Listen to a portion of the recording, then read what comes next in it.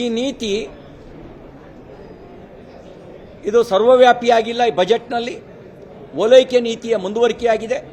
ಸಾಲದು ಅಂಥೇಳಿ ಸಂವಿಧಾನ ವಿರೋಧಿಯಾಗಿದೆ. ಯಾವುದನ್ನ ಬಾಬಾ ಸಾಹೇಬ್ ಅಂಬೇಡ್ಕರ್ ಮತೀಯ ಆಧಾರಿತ ಮೀಸಲಾತಿಯನ್ನು ನಿರಾಕರಿಸಿದ್ರೋ ತನ್ನ ಸಂವಿಧಾನ ರಚನೆಯ ಸಂದರ್ಭದಲ್ಲಿ ಇವರು ಮತೀಯ ಆಧಾರಿತವಾಗಿ ಮೀಸಲಾತಿಯನ್ನು ಗುತ್ತಿಗೆದಾರರವರೆಗೂ ವಿಸ್ತರಣೆ ಮಾಡಿದ್ದಾರೆ. 2 ಕೋಟಿಯವರೆಗೆ ಮತೀಯ ಆಧಾರಿತ ಮೀಸಲಾತಿಯ ವಿಸ್ತರಣೆ ಆಗಿದೆ. ಇದು ಸಂವಿಧಾನ ವಿರೋಧಿಯಾಗಿರ್ತಕ್ಕಂಥದ್ದು. ಇದನ್ನು ನಾವು ಸದನದ ಒಳಗೂ ವಿರೋಧಿಸಿ ಹೋರಾಟ ಮಾಡ್ತೇವೆ, ಸದನದ ಹೊರಗೂ ಕೂಡ ಹೋರಾಟ ಮಾಡ್ತೇವೆ.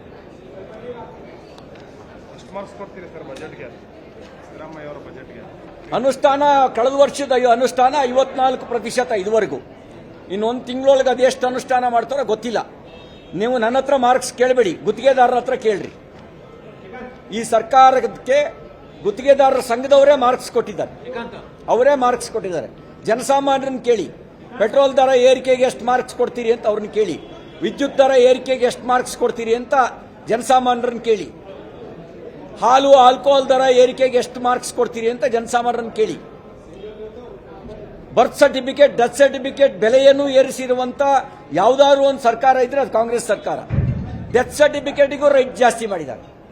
ಸತ್ತ ಮೇಲೂ ಕೂಡ ಅವನೇನಾದ್ರು ಇಲ್ಲೇ ಸುತ್ತಾಡ್ತಿದ್ರೆ ಇವ್ರ ಪ್ರೇತ ಅವ್ರ ಪ್ರೇತವಾಗಿ ಇವ್ರನ್ನ ಅವರ್ಸ್ ಕಳೆದೇ ಬಿಡಲ್ಲ. ಡೆತ್ ಸರ್ಟಿಫಿಕೇಟ್ಗೂ ದರ ಏರಿಕೆ ಮಾಡಿದ್ದಾರೆ, ಸ್ಟಾಂಪ್ ಡ್ಯೂಟಿ ಹೆಚ್ಚಳ ಮಾಡಿದ್ದಾರೆ. ಇದಕ್ಕೆ ಎಷ್ಟು ಮಾರ್ಕ್ಸ್ ಕೊಡ್ತೀರಿ ಅಂತ ಕೇಳಿ.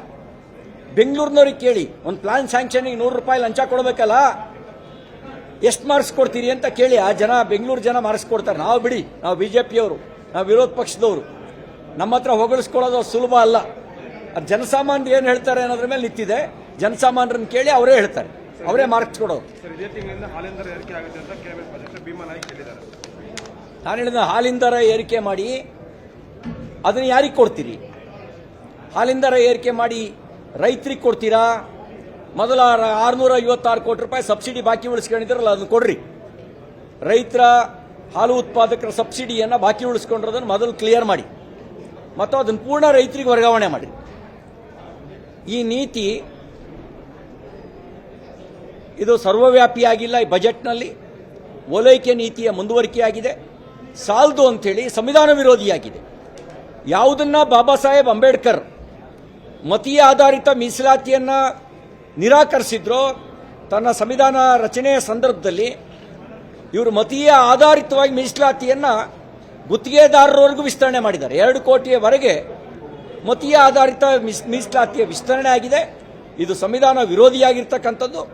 ಇದನ್ನು ನಾವು ಸದನದ ಒಳಗೂ ವಿರೋಧಿಸಿ ಹೋರಾಟ ಮಾಡ್ತೇವೆ, ಸದನದ ಹೊರಗೂ ಕೂಡ ಹೋರಾಟ ಮಾಡ್ತೇವೆ.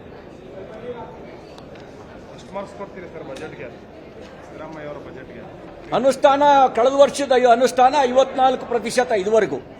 ಇನ್ನೊಂದು ತಿಂಗಳೊಳಗೆ ಅದೆಷ್ಟು ಅನುಷ್ಠಾನ ಮಾಡ್ತಾರೋ ಗೊತ್ತಿಲ್ಲ. ನೀವು ನನ್ನ ಹತ್ರ ಮಾರ್ಕ್ಸ್ ಕೇಳಬೇಡಿ, ಗುತ್ತಿಗೆದಾರರ ಹತ್ರ ಕೇಳ್ರಿ. ಈ ಸರ್ಕಾರಕ್ಕೆ ಗುತ್ತಿಗೆದಾರರ ಸಂಘದವರೇ ಮಾರ್ಕ್ಸ್ ಕೊಟ್ಟಿದ್ದಾರೆ, ಅವರೇ ಮಾರ್ಕ್ಸ್ ಕೊಟ್ಟಿದ್ದಾರೆ. ಜನಸಾಮಾನ್ಯರನ್ನ ಕೇಳಿ, ಪೆಟ್ರೋಲ್ ದರ ಏರಿಕೆಗೆ ಎಷ್ಟು ಮಾರ್ಕ್ಸ್ ಕೊಡ್ತೀರಿ ಅಂತ ಅವ್ರನ್ನ ಕೇಳಿ, ವಿದ್ಯುತ್ ದರ ಏರಿಕೆಗೆ ಎಷ್ಟು ಮಾರ್ಕ್ಸ್ ಕೊಡ್ತೀರಿ ಅಂತ ಜನಸಾಮಾನ್ಯರನ್ನ ಕೇಳಿ, ಹಾಲು ಆಲ್ಕೋಹಾಲ್ ದರ ಏರಿಕೆಗೆ ಎಷ್ಟು ಮಾರ್ಕ್ಸ್ ಕೊಡ್ತೀರಿ ಅಂತ ಜನಸಾಮಾನ್ಯರನ್ನ ಕೇಳಿ, ಬರ್ತ್ ಸರ್ಟಿಫಿಕೇಟ್, ಡೆತ್ ಸರ್ಟಿಫಿಕೇಟ್ ಬೆಲೆಯನ್ನು ಏರಿಸಿರುವಂತ ಯಾವುದಾದ್ರು ಒಂದು ಸರ್ಕಾರ ಇದ್ರೆ ಅದು ಕಾಂಗ್ರೆಸ್ ಸರ್ಕಾರ. ಡೆತ್ ಸರ್ಟಿಫಿಕೇಟಿಗೂ ರೇಟ್ ಜಾಸ್ತಿ ಮಾಡಿದ್ದಾರೆ. ಸತ್ತ ಮೇಲೂ ಕೂಡ ಅವನೇನಾದ್ರು ಇಲ್ಲೇ ಸುತ್ತಾಡ್ತಿದ್ರೆ ಇವ್ರ ಪ್ರೇತ ಅವ್ರ ಪ್ರೇತವಾಗಿ ಇವ್ರನ್ನ ಅವರ್ಸ್ ಕಳೆದೇ ಬಿಡಲ್ಲ. ಡೆತ್ ಸರ್ಟಿಫಿಕೇಟ್ಗೂ ದರ ಏರಿಕೆ ಮಾಡಿದ್ದಾರೆ, ಸ್ಟಾಂಪ್ ಡ್ಯೂಟಿ ಹೆಚ್ಚಳ ಮಾಡಿದ್ದಾರೆ. ಇದಕ್ಕೆ ಎಷ್ಟು ಮಾರ್ಕ್ಸ್ ಕೊಡ್ತೀರಿ ಅಂತ ಕೇಳಿ.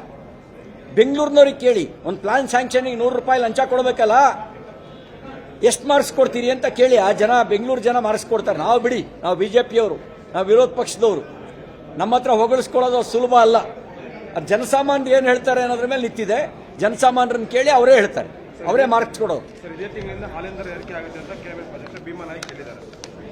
ನಾನು ಹೇಳಿದ ಹಾಲಿನ ದರ ಏರಿಕೆ ಮಾಡಿ ಅದನ್ನು ಯಾರಿಗೆ ಕೊಡ್ತೀರಿ? ಹಾಲಿನ ದರ ಏರಿಕೆ ಮಾಡಿ ರೈತರಿಗೆ ಕೊಡ್ತೀರಾ? ಮೊದಲ ₹656 ಕೋಟಿ ಸಬ್ಸಿಡಿ ಬಾಕಿ ಉಳಿಸ್ಕೊಂಡಿದ್ರಲ್ಲ, ಅದನ್ನು ಕೊಡ್ರಿ. ರೈತರ ಹಾಲು ಉತ್ಪಾದಕರ ಸಬ್ಸಿಡಿಯನ್ನು ಬಾಕಿ ಉಳಿಸ್ಕೊಂಡಿರೋದನ್ನು ಮೊದಲು ಕ್ಲಿಯರ್ ಮಾಡಿ, ಮತ್ತು ಅದನ್ನು ಪೂರ್ಣ ರೈತರಿಗೆ ವರ್ಗಾವಣೆ ಮಾಡಿ.